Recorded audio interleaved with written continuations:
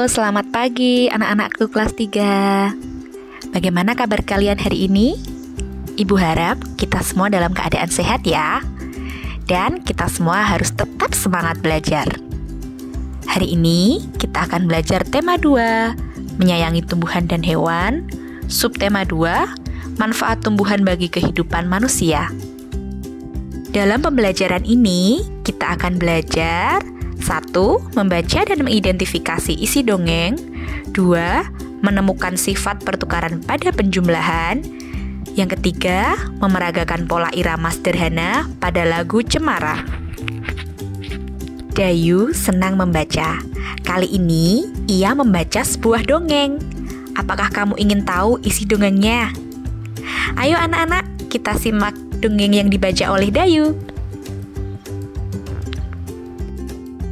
Pohon apel yang tulus. Dahulu kala, ada sebuah pohon apel besar. Ada seorang anak laki-laki bermain di sekitar pohon itu. Dia sangat menyayangi pohon itu. Pohon itu juga senang bermain bersamanya. Waktu berlalu, anak laki-laki itu tumbuh dewasa. Suatu hari, ia datang kembali. Pohon apel menyambutnya dengan gembira. "Ayo, bermainlah bersamaku," ajak si pohon apel. "Ah, aku tak punya waktu untuk bermain. Kami membutuhkan rumah untuk tempat tinggal. Bisakah kau membantuku?" "Kamu boleh memotong cabang-cabang pohonku ini untuk membangun rumahmu." Jadi, anak laki-laki itu memotong semua cabang pohon dan pergi dengan riang. Pohon apel itu senang melihat temannya bahagia. Tapi dia tak pernah kembali sejak saat itu. Pohon apel kembali merasa kesepian dan sedih. Akhirnya laki-laki itu kembali lagi. Laki-laki itu dan pohon apel sekarang sudah sama-sama tua. "Aku sudah tak bisa memberikan apa-apa," kata pohon apel. "Tidak apa-apa, aku hanya membutuhkan sebuah tempat untuk beristirahat," jawab laki-laki itu. "Baik, sisa batang pohon tua adalah tempat terbaik untuk bersandar dan beristirahat. Duduklah sini bersamaku dan istirahatlah," kata pohon apel. Laki-laki itu pun duduk bersandarkan pada batang pohon apel yang masih tersisa. Pohon apel pun menangis bahagia. Akhirnya mereka pun bersama-sama lagi. Kita jadi tahu, pohon apel itu tulus membantu si anak laki-laki. Jika kita menolong orang lain, kita harus menolong dengan tulus tanpa mengharap imbalan. Anak-anak, setelah membaca cerita tadi, Bu Guru ada beberapa pertanyaan. Yang pertama, siapa teman pohon apel? Ya, betul. Temannya adalah anak laki-laki. Kemudian, apa yang dirasakan pohon apel saat bermain bersama temannya? Ya, betul sekali. Pohon apel merasa bahagia. Nah, apa kebaikan yang diberikan pohon apel? Ya, pohon apel memberikan dahan atau cabangnya untuk membangun rumah si anak laki-laki. Lalu, di akhir cerita, pohon apel membiarkan anak laki-laki itu bersandar di pohonnya. Lalu, mengapa pohon apel merasa kesepian dan sedih?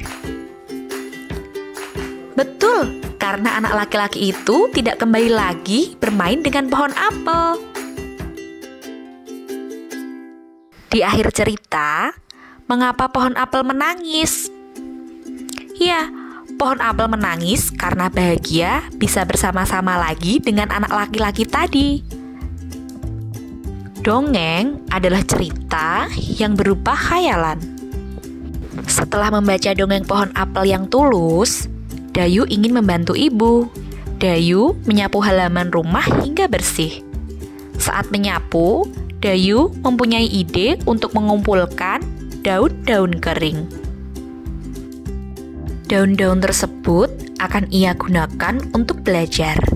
Dayu mengambil beberapa helai daun kering, lalu meletakkannya di sebuah kotak.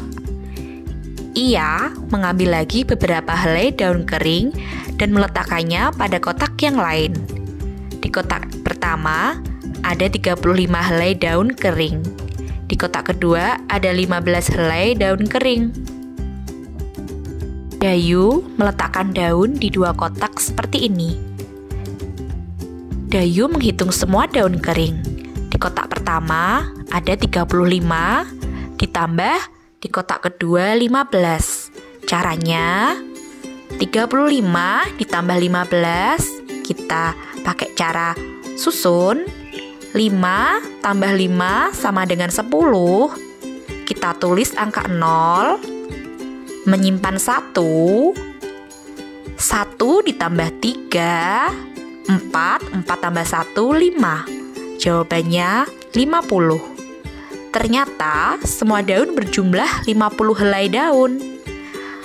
Dayu ingin tahu jika posisi kotak itu ditukar, apakah jumlah daunnya akan sama?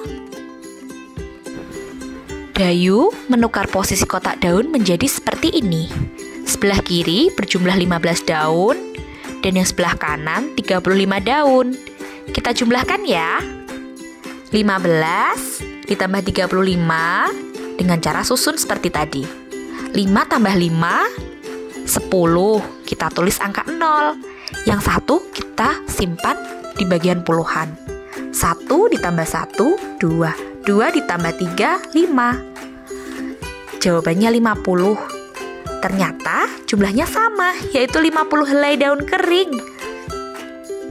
Nah anak-anak, jadi 35 tambah 15 sama dengan 15 tambah 35. Inilah yang disebut dengan sifat pertukaran pada penjumlahan. Anak-anak, kita coba pada penjumlahan lainnya ya. 120 ditambah 930. Kita pakai cara susun seperti tadi. 120 ditambah 930. 0 ditambah 0, 0. 2 ditambah 3, 5. 1 ditambah 9, 10.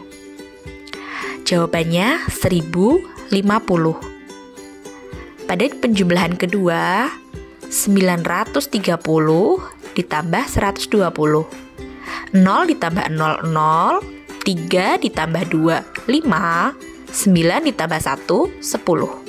Jawabannya sama, 1050. Jadi, 120 tambah 930 sama dengan 930 ditambah 120. Dayu pergi tamasya ke gunung. Dayu pergi bersama orang tua dan saudara sepupunya. Di gunung, ia banyak melihat pohon cemara. Pernahkah kalian melihat pohon cemara? Cemara memiliki banyak manfaat bagi manusia. Salah satunya, kayu cemara digunakan untuk membuat perabot rumah tangga. Dayu dan sepupunya bernyanyi lagu cemara selama di perjalanan. Yuk, kita menyanyikan lagu cemara bersama-sama.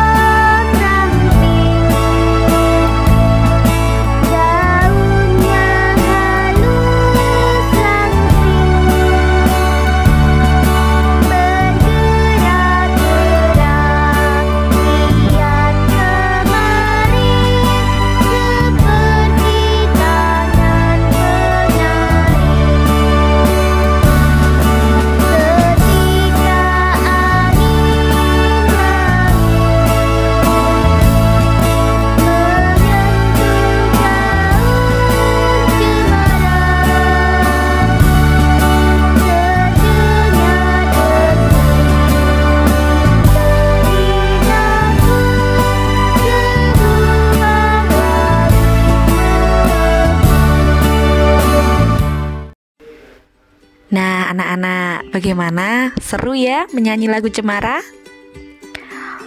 Pola irama merupakan panjang pendeknya bunyi pada sebuah lagu. Ketukan dapat digunakan dalam penghitungan panjang pendeknya bunyi. Saatnya kita kuis. Soal pertama.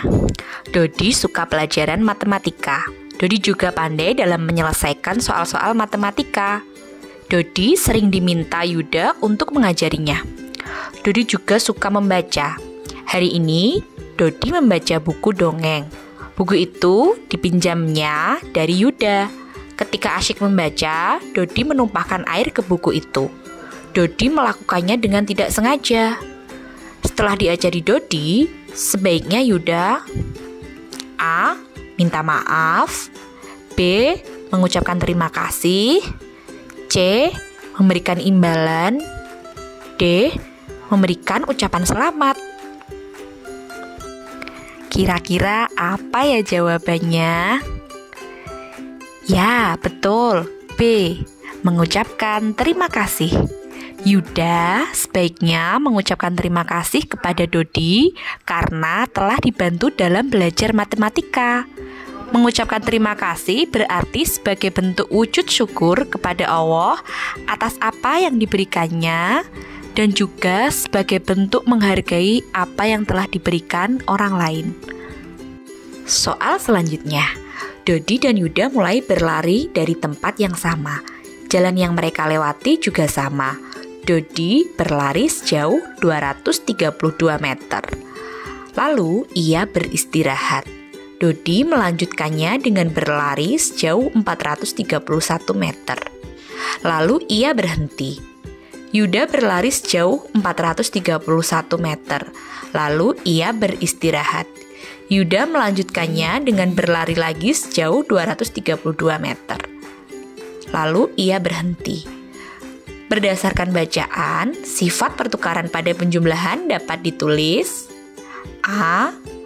431 tambah 232 sama dengan 232 tambah 413. B. 232 ditambah 431 sama dengan 431 tambah 232. C.